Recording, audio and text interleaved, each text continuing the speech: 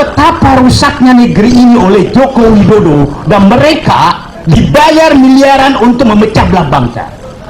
Jadi saya minta seluruh rakyat Indonesia, apabila melihat wajah-wajah mereka, tanya mereka, uangmu halal nggak untuk menghancurkan?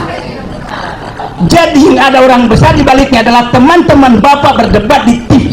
Itulah orang besar baliknya, namanya Joko Widodo, yang menempatkan mereka menjadi komisaris dan minimal komite audit di BUMN untuk memecah belah bangsa. Dibolak-balik, dialah orang besar. Di baliknya ini semua kerusakan bangsa ini dengan menggunakan uang negara untuk menggaji mereka, memaki-maki semua orang. Yang saya selalu katakan mereka, saya berikan gelar mereka juru maki. Dan jangan heran, ada pengamat juga kerjanya cuma menjilat terus di usia 30 tahun pindah-pindah komisaris BUMN.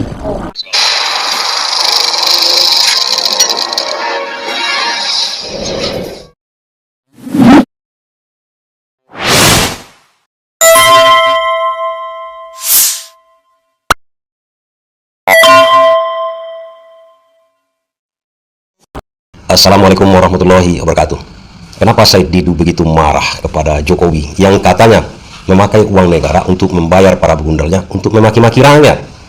Tapi kalau kita telusuri nantinya, bukan hanya marah kita, bahkan kita bisa-bisa merasa jijik.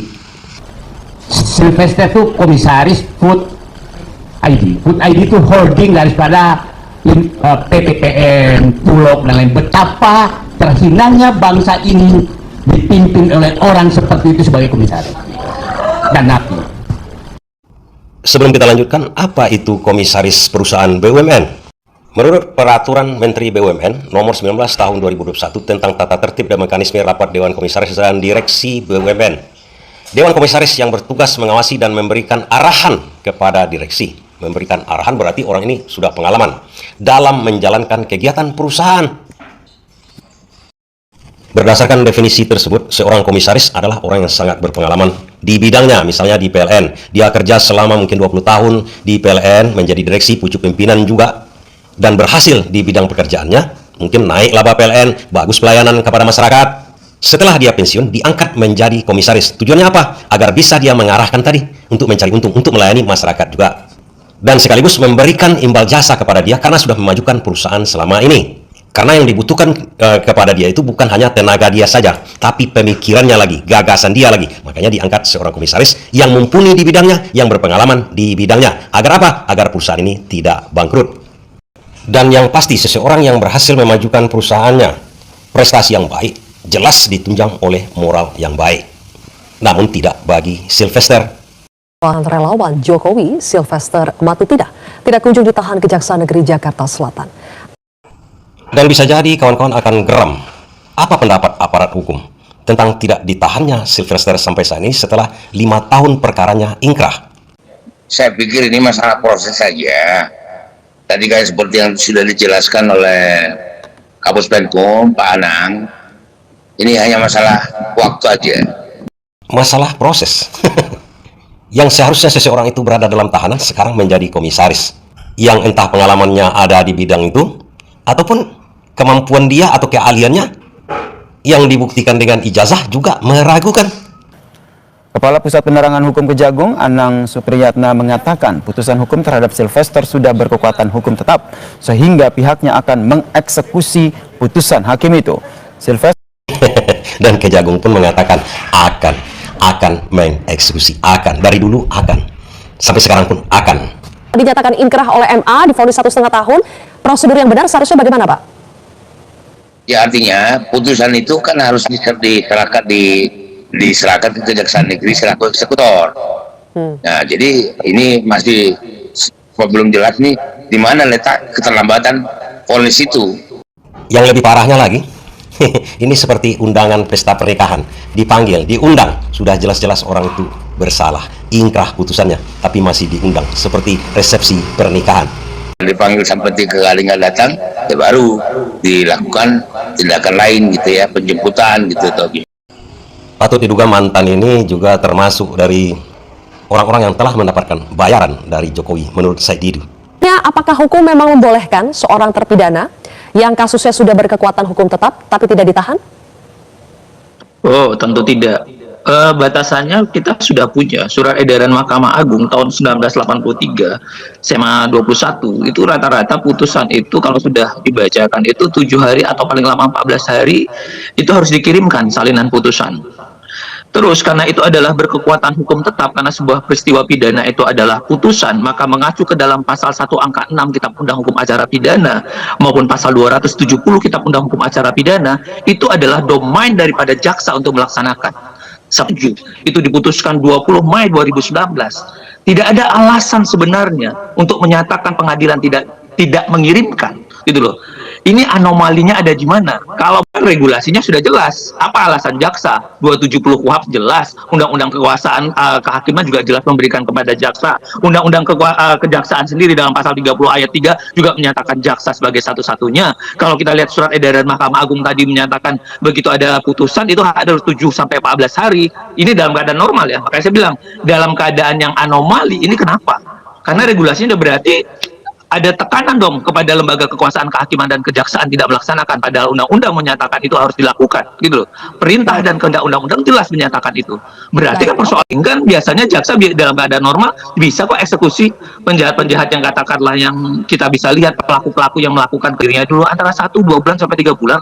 Ini kalau sampai 6 tahun ada apa? Coba lihat aja dalam masa rentang Putusan itu. Maka kita perlu menelusuri ini apakah sudah dikirimkan Mahkamah Agung ke Kejaksaan Negeri Jakarta Selatan selaku pihak eksekutor. Jadi kita positive thinking aja dulu. Tengok jawabannya mantan jaksa ini, positive thinking aja dulu. Jadi kalau nggak ditahan, Sylvester yang sudah berbuat pidana, yang seharusnya sudah masuk kandang si Tumbin itu, dan dia berkuar-kuar di televisi, dan sekarang menjabat komisaris di BUMN, yang seharusnya, begitu diketahui dia narapidana, dia seharusnya dipecat. Coba bayangkan, seorang yang punya keputusan, surat ijazah dia itu adalah harus masuk menjadi terpidana, itu sertifikat namanya. Itu dijadikannya melamar kerja. Menjadi apa? Yang menjadi komisaris. Coba kita bandingkan dengan anak-anak kita yang baru tamat kuliah. Masuk ke sebuah perusahaan BUMN, melamar di situ. Yang ditanya sama dia adalah SKCK, surat keterangan berkelakuan baik, surat bebas narkoba. Kemudian sesuai nggak keahlian dia dengan pekerjaan yang akan dikerjakannya di BUMN tersebut. Dites lagi masuk. Untuk Sylvester, gampang, surat sebagai narapidana bisa dijadikan dia melamar menjadi komisaris dan diterima menjadi komisaris dengan gaji paling tinggi juga di perusahaan tersebut. Ini yang dikatakan rusak oleh Said Didu. Jadi setelah 6 tahun berlalu tetap harus dipanggil dulu Pak ya, tidak langsung dijemput ya, meskipun sudah 6 tahun berlalu? Iya, etikanya begitu. Biarpun terpidana ini harus juga mengikuti prosedur seperti itu. Dipanggil berapa kali Pak? Begitu, sampai akhirnya baru ada upaya lain? 3 kali. Setelah 3 kali tidak datang baru bisa dilakukan penangkapan gitu. Oke, jadi masih harus dipanggil sampai 3 kali dulu. Tentunya seharusnya kalau dalam keadaan begini sudah rentang 7 atau 6 tahun katakanlah, kejaksaan juga harus sebenarnya bisa lebih mempercepat. Saya sih mendorong kepengennya kejaksaan biasanya juga bisa berani membuat surat perintah pelaksanaan putusan. Jadi kirimkan saja surat pelaksanaan perintah pelaksanaan putusan mengingat sudah 6 tahun gitu loh. Itu salah satu contoh komisaris yang diangkat oleh Jokowi untuk memaki-maki, kata Said Didu. Dan kalau kawan-kawan tertarik, teruslah tonton video ini, di mana Said Didu membongkar hampir semua komisaris di BUMN itu tidak punya kompetensi, tidak punya pengalaman, tidak punya keahlian, tidak punya moral yang baik. Yang hanya diangkat Jokowi karena mereka mau menjilat kepada Jokowi dan mau disuruh Jokowi untuk memaki-maki. Bahkan ada mantan para pembenci Prabowo yang diangkat menjadi komisaris saat ini. Jadi ada pameo kemarin itu berkembang di masyarakat. Kalau ingin jadi komisaris, maki-maki Prabowo, niscaya Anda akan diangkat menjadi komisaris nantinya oleh Jokowi. Yang tugasnya sekarang adalah mengadu domba masyarakat dan memaki-maki masyarakat. Dan siapa orangnya? Lihat penerangan dari Said Didu berikut ini. Terima kasih. Profesor Paiman itu komisaris sebelumnya PGN, menjadi PHE anak usaha Pertamina yang paling kaya, yang sekarang diisi oleh Kodari dan Deni JL. Berapa gaji mereka? itu kalau kasih tantrum itu anak-anak perusahaan emas, saya paham betul. Pendapatannya besar, tidak ada yang tahu, tapi gajinya besar, tantiannya besar. Itu kira-kira bisa 1 miliar sebulan. Ya. Jadi, publik paham. Samara komisaris PTPN, oke? Ade Armando baru diangkat menjadi komisaris Indonesia Power. Indonesia Power itu adalah perusahaan paling untung di PLN. Mungkin juga ada tantinya 1 miliar dengan gajinya 1 miliar sebulan. Jadi, nah terus ada gitaris Garing, nggak bisa. Giring, Garing ya. Giring menjadi komisaris JMF, anak perusahaan Garuda. Yang untung di Garuda hanya JMF. Jadi mereka tuh memilih anak-anak perusahaan yang besar yang tersembunyi yang dapat penghasilan besar. Siapa yang gitaris lagi? Eko Yopi. Nah, saya nggak hafal. Komisaris pupuk, apa urusannya gitar sama pupuk? Nah, jadi betapa rusaknya negeri ini oleh Joko Widodo dan mereka dibayar miliaran untuk memecah belah bangsa. Jadi saya minta seluruh rakyat Indonesia apabila melihat wajah-wajah mereka, tanya mereka, uangmu halal nggak untuk menghancurkan? Terus dirusak semua ini, dan saya pikir ini tidak lepas dari tanggung jawab Erick Thohir. Dan saya berterima kasih kepada Prabowo mengambil sikap mencabut itu semua. Tapi bapak-bapak dan ibu jangan usah dicabut, tuh masih besar sekali gajinya. Gaji kira-kira demi Allah, saya yakin gaji di PHI itu mungkin dengan lain-lain 150 sampai 200 juta sebulan.